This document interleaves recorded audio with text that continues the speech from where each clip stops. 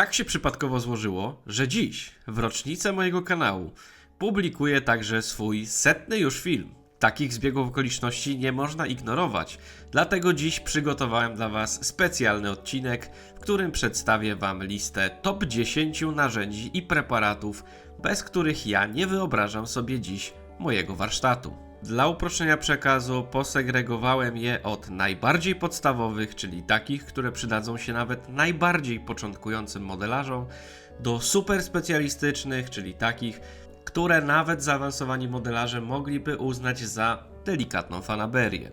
I tutaj krótka notka. Jeśli jesteś początkującym modelarzem, to i tak zostań ze mną do końca tego filmu, ponieważ na końcu prezentuję narzędzie, które odmienia komfort pracy na warsztacie modelarzom na każdym poziomie zaawansowania. Zaczynajmy!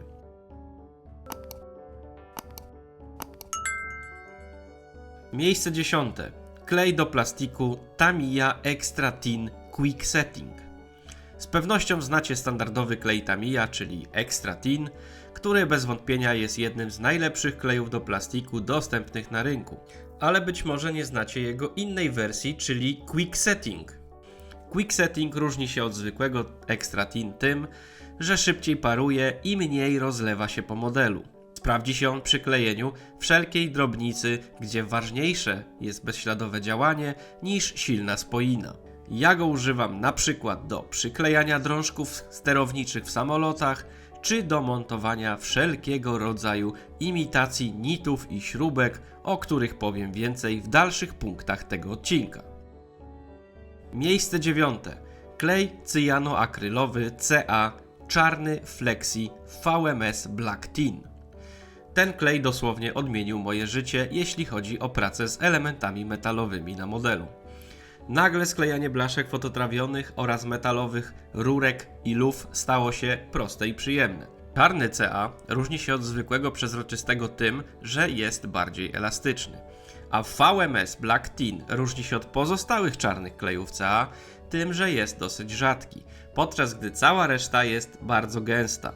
A to może skutecznie utrudniać pracę z drobnymi elementami, ponieważ im klej jest rzadszy, tym szybciej następuje wiązanie. Ale najbardziej intrygującą właściwością tego kleju dla mnie jest to, jak doskonale radzi on sobie jako płynna szpachlówka. Odkąd zacząłem używać czarnego CA jako szpachlówki, praktycznie wyeliminowałem wszystkie inne produkty tego typu z mojego warsztatu. Miejsce 8. Uhu Patafix. Ta masa mocująca, która w założeniu producenta miała służyć do przyklejania małych zdjęć i plakatów z gazet na ścianę, okazała się modelarskim narzędziem totalnym. Lista zastosowań tego produktu w modelarstwie jest niezwykle długa, a ja jestem przekonany, że sam jeszcze wszystkich nie odkryłem. Ale można jej używać do przyklejania elementów, do malowania np. na wykałaczkę lub patyczek do szaszłyków.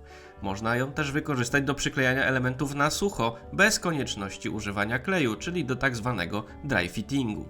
Dzięki lepkości tej masy można ją też wykorzystać do przyklejania drobnych elementów, których przeciętna penseta nie jest w stanie utrzymać. Niektórzy modelarze wykorzystują tą masę także do maskowania modelu w celu zbudowania tak zwanych miękkich przejść pomiędzy barwami w kamuflażach bojowych, które, szczególnie na początku, są dosyć trudne do zrobienia bez pomocy tej masy. No i na samym końcu można też ją wykorzystać zgodnie z zastosowaniem producenta, czyli do np. przymocowania schematu malowania na ścianę, ale tutaj akurat moim zdaniem lepiej sprawdzi się zwykła biurowa taśma klejąca. Miejsce 7. Pensety Anys AN059 prosta oraz AN106, czyli zakrzywiona. Nie wiedziałem, co to precyzja i mocny chwyt, dopóki nie wziąłem pierwszy raz w ręce pensety Anys AN059. Jedyną jej wadą dla mnie było to, że jest ona prosta, a to nie ułatwia precyzyjnych prac w trudno dostępnych miejscach. Na szczęście kilka miesięcy temu pojawiła się w ofercie również jej wersja zakrzywiona, czyli AN106. I teraz ten zestaw jest w pełni kompletny. Na warsztacie warto mieć je obie, ale jeśli wasz budżet jest ograniczony, to polecam wybrać opcję zakrzywioną. Miejsce 6. Wiertarka ręczna MP155 od Steady. Połączenie wiertarki ręcznej i fidget spinnera? No genialne! Kto używał skrzypiącej i zacinającej się wiertarki, ten od razu wie, że to połączenie jest wspaniałym pomysłem. Przerobiłem co najmniej kilka różnych wiertarek ręcznych, nawet tych znacznie droższych, i żadna nie równa się wiertarką oferowaną od ubiegłego roku przez firmę Steady. Wiertarka ta sprzedawana jest stuleją o rozmiarze 3,175 mm i pasują do niej wszystkie popularne wiertła węglikowe, takie jak Dispiae, Anys czy inne dostępne na popularnych serwisach aukcyjnych. Miejsce 5. Zestaw linijek Madworks MT-03. Niby nic wielkiego, a jak ułatwia pracę na warsztacie. Rulers Combo to tak naprawdę mała blaszka fototrawiona, na której zostały wytrawione 3 linijki. T-kształtna, L-kształtna i zwykła prosta linijka. Co odróżnia je od całej reszty podobnych produktów, to mały modelarski rozmiar i elastyczność. Można z nimi pracować na płaskich powierzchniach jak polistyren czy kartka papieru, a można też je wygodnie układać na modelu, nawet jeśli ten jest dosyć obły. Miejsce 4. Scriber Madworks serii XXX0 o rozmiarze 0,075 mm wraz z taśmą Calibrated Curving Guide Type. Najcieńsza piła do plastiku. Kto nigdy nie musiał wyciąć lub uciąć fragment modelu, ten nie wie, jakie jest to trudne. Nożykiem się nie da. Czeska piłka lubi zjechać i tym samym uszkodzić powierzchnię modelu, a poza tym jest dosyć gruba. Są także na rynku piłki Hasegawy, które mają minimalną grubość 0,1 mm. Niestety te znów są bardzo giętkie, a to nie ułatwia prostego cięcia. Scriber serii XXX0 o rozmiarze 0,075 mm, czyli mniej niż 0,1 mm. Jest sztywny i ostry i najcieńszy ze znanych mi przedmiotów tonących w modelarstwie. W połączeniu z taśmą Madworks Calibrated Curving Guide Type stanowi mój bazowy zestaw do krojenia modeli. Miejsce 3. Gilotyna RP Tools Mitr Cutter. Próbowaliście kiedyś uciąć 2 równe kawałki plastiku? Jeśli tak, to wiecie, jak trudne jest to w przypadku, gdy setne milimetra decydują o tym, czy sklejony potem z nich element będzie prosty czy krzywy. Z tą gilotyną problemy tego typu po prostu przestają istnieć. Można na niej przycinać pręty, profile oraz tworzyć przeróżne elementy od podstaw.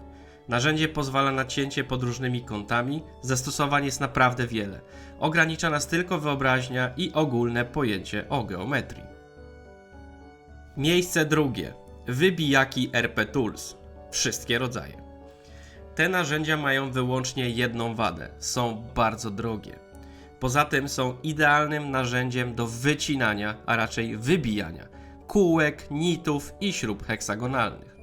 Można nimi wybijać taśmę maskującą, polistyren, nawet gruby, oraz, choć nie jest to zalecane, także cienką blachę.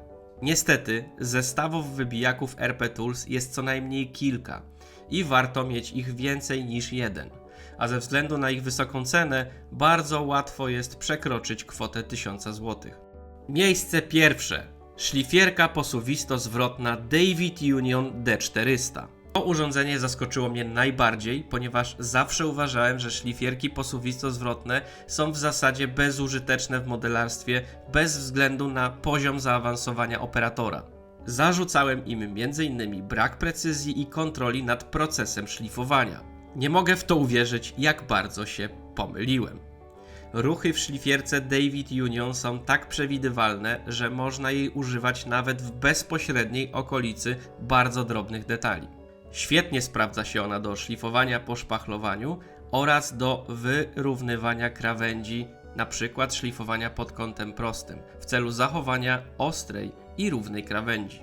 Najbardziej byłem zdziwiony, jak dobrze ta szlifierka sobie radzi z pocienianiem krawędzi plastiku. Wcześniej do tego celu używałem szlifierek rotacyjnych, których największą wadą jest to, że można ich używać tylko w jedną stronę, a i tak istnieje ryzyko, że szlifierka wciągnie za dużo plastiku w jednym miejscu.